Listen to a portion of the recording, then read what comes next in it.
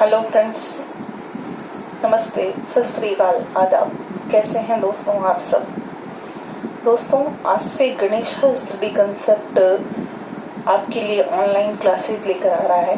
मैं मासूदा परवीन आपको राजस्थान इतिहास और भारतीय इतिहास का सिलेबस करवाऊंगी। दोस्तों, इतिहास की श्रृंखला में सर्वप्रथम हम राजस्थान का इतिहास पढ़ने जा रहे हैं और राजस्थान के इतिहास के प्रमुख व्यक्तित्वों में बहुत सारे स्वतंत्रता सेनानी, राजा, महाराजा इनके नाम सम्मिलित हैं।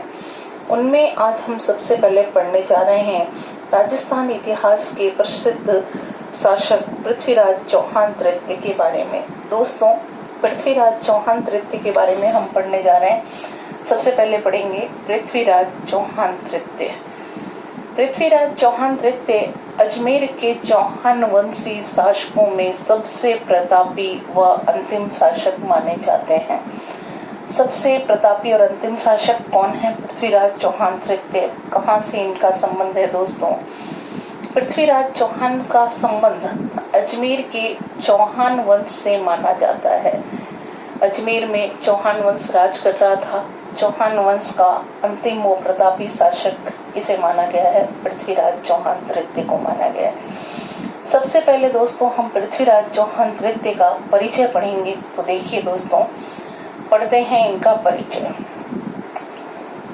जन्म, सबसे पहले बात की जाती है जन्म से। 1166 ईस्वी में पृथ्वीराज चौहान तृतीय का जन्म गुजरात के अनहिल पाटन या अहिलवाड़ा में हुआ था। इतिहासकारों ने यह भी लिखा कि इनके भाई हरराज का जन्म भी गुजरात में ही हुआ था। इनके पिता का नाम था सोमेश्वर और माता का नाम था कपूरी देवी। सोमेश्वर चौहान इनके पिता हैं दोस्तों और माता का नाम था कपूरी देवी। ये है इनकी मदर का नाम क्या है? कपूरी देवी। कपूरी देवी इनकी माता थी। फिर बात करते हैं उपाधियों की। दोस्तों, इनकी उपाधियां या इतिहास में इन्हें और किस नाम से जाना जाता है?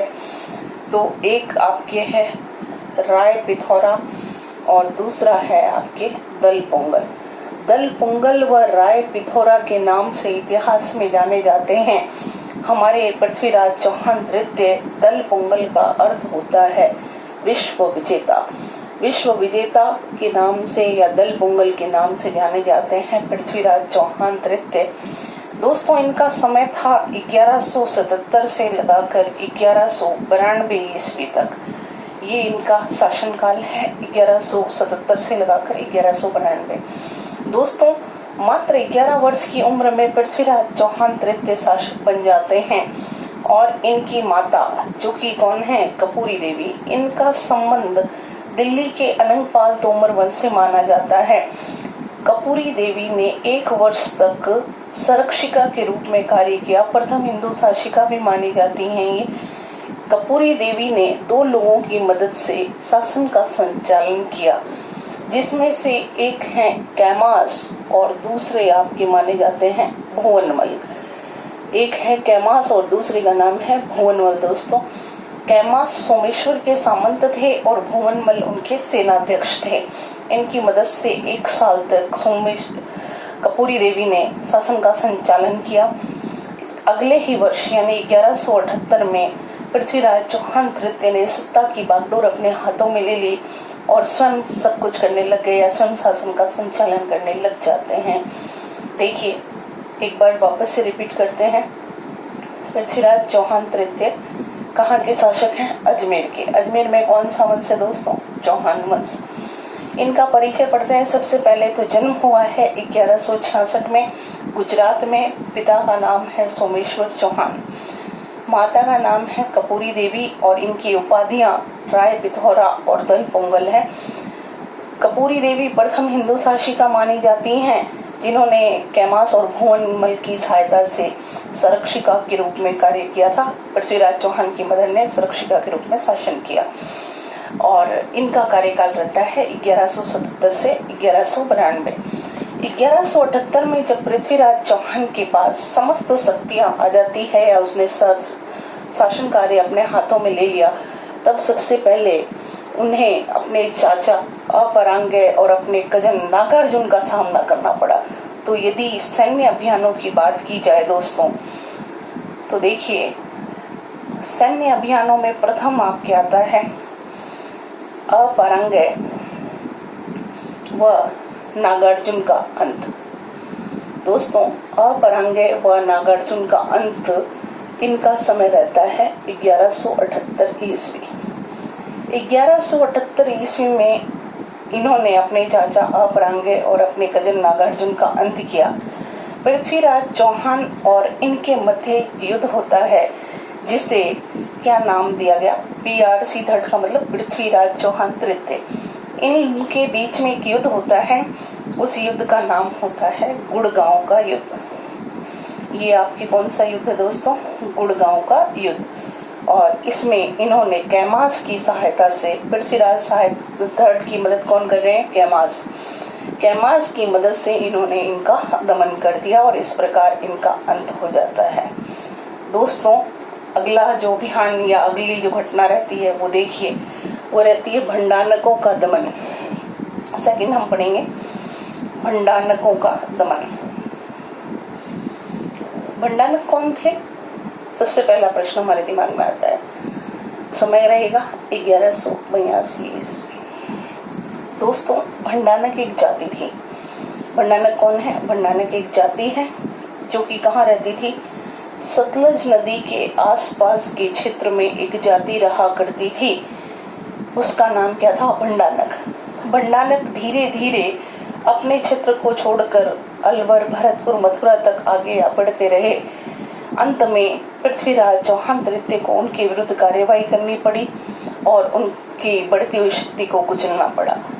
भंडानकों के दमन के पश्चात पृथ्वीराज चौहान ने दिग्विजय की नीति का सहारा लिया और अपने सैन्य अभियान जो है शुरू कर दिए। इसी श्रृंखला में दोस्तों हमें पढ़ना है अगला 1182 में ही महोबा विजय के बारे में पढ़ना है। देखिए महोबा विजय ये भी आपका रहेगा कौन से सन में, 1182।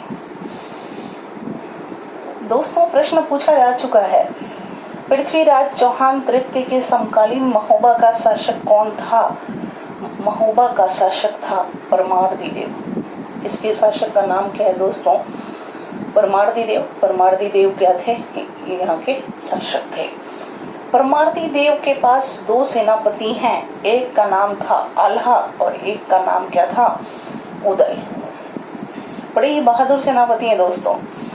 किसी कारणवश परमार्दी देव से अनबन हो गई, मनमुटाव हो गया और ये जयचंद के पास चले जाते हैं। अब पृथ्वीराज और परमार्दी देव के मध्य युद्ध का कारण क्या होगा दोस्तों। पृथ्वीराज के सैनिक जब दिल्ली से लौट रहे थे किसी युद्ध से, तो वो लोग जख्मी थे। परमार्दी देव के सैनिकों ने उन्हें मार दिया। इस बात से नाराज होकर पृथ्वीराज चौहान अपनी सेना लेकर पहुंचते हैं, कहां पर, नारायण नामक स्थान पर। और इन दोनों के मध्य परमार्दी देव और किसके बीच में युद्ध होगा, पृथ्वीराज चौहान तृतीय के बीच युद्ध होता है, जिसे इतिहास में कौन सा युद्ध कहा जाता है दोस्तों, तुमुल का युद्ध। और इसके विजेता भी कौन रहेंगे, पृथ्वीराज चौहान तृतीय रहेंगे। अलाउद्दीन वीर गति को प्राप्त होंगे दोस्तों। ये रहेगा आपका महोबा विजय। ये पृथ्वीराज चौहान तृतीय की कौन सी विजय मानी जाती है, महोबा विजय। उसके बाद दोस्तों 3 हमने पढ़ लिया, चौथा आएगा चौहान गढ़वाल संघर्ष। देखिए पढ़ने जा रहे हैं हम कौन सा, चौहान गढ़वाल संघर्ष।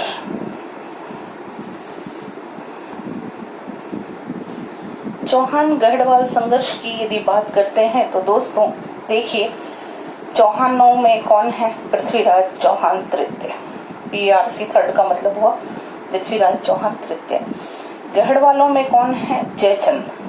जयचंद कहाँ का शासक था, कन्नौज का। कन्नौज कहाँ पर है दोस्तों, उत्तर प्रदेश में। तो जयचंद और पृथ्वीराज के मध्य विवाद का कारण बनती हैं जयचंद की पुत्री संयोगिता। इनकी पुत्री का नाम क्या है दोस्तों, संयोगिता। देखिए दोस्तों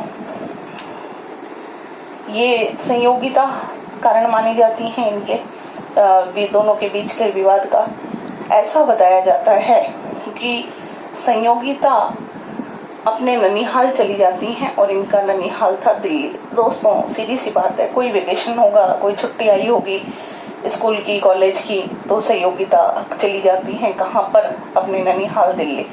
और पृथ्वीराज चौहान भी, इनका भी ननिहाल कहाँ है, दिल्ली। यहाँ इन दोनों की मुलाकात होती है और धीरे धीरे बातचीत हुई, फिर प्रेम संबंध बन जाते हैं। जब जयचंद को पता चला इन दोनों के रिलेशन का, तो उन्होंने क्या किया, अपनी पुत्री को समझाया, और जब वो नहीं मानी तब उन्होंने क्या कर दिया, संयोगिता का स्वयंवर रचाया। और संयोगिता का जब स्वयंवर रचाया, उसमें समस्त राजपूत शासकों को आमंत्रित किया गया, सिवाय पृथ्वीराज चौहान को छोड़कर। इतिहासकार साहित्य लिखता है कि पृथ्वीराज चौहान का अपमान करने के लिए उनकी एक मूर्ति बना करके दीवार, जो बाहर द्वारपाल जहाँ खड़े होते हैं वहां पर लगा दी गई। और स्वयंवर का दिन आता है, संयोगिता तैयार होती हैं, स्वयंवर के लिए निकलती हैं माला हाथ में लेकर। सभी राजा महाराजा लाइन में खड़े थे, इंतजार कर रहे थे, लेकिन संयोगिता ने किसी को भी माला नहीं पहनाई और माला जाकर के उन्होंने उस मूर्ति को पहना दी। इस बात से अन्य शासक रुष्ट हुए। उन्होंने जयचंद को कहा, भाई जब ये सारा मैटर था तो ये सब कुछ करने की जरूरत ही नहीं थी। जयचंद इससे नाराज हो गए और कुछ घटनाओं में या कुछ कहानियों में ऐसा लिखा हुआ है कि पृथ्वीराज चौहान संयोगिता को उठाकर ले जाते हैं या अपने साथ लेकर चले जाते हैं। इससे जयचंद नाराज हो जाते हैं। यह चौहान और गढ़वालों के संघर्ष का कारण बनेगी कौन, संयोगिता। ये है आपका टॉपिक, कौन सा, चौहान या गढ़वाल संघर्ष, ये इनके बीच विवाद होगा।